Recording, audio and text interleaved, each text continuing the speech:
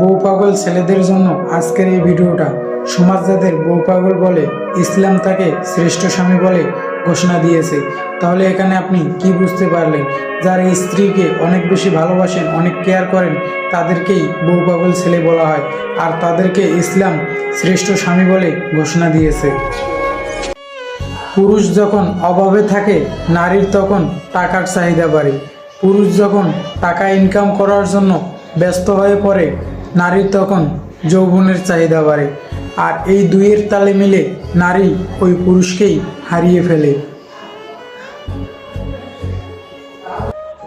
একটা কথা কি জানেন?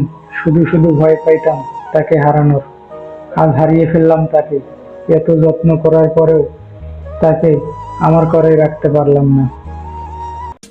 যে স্বামী তার স্ত্রীর অভিমানের চোখের পানি দেখেও রাগ ভাঙানোর চেষ্টা করে না, সেই স্বামী তার স্ত্রীকে মন থেকে ভালোবাসে না।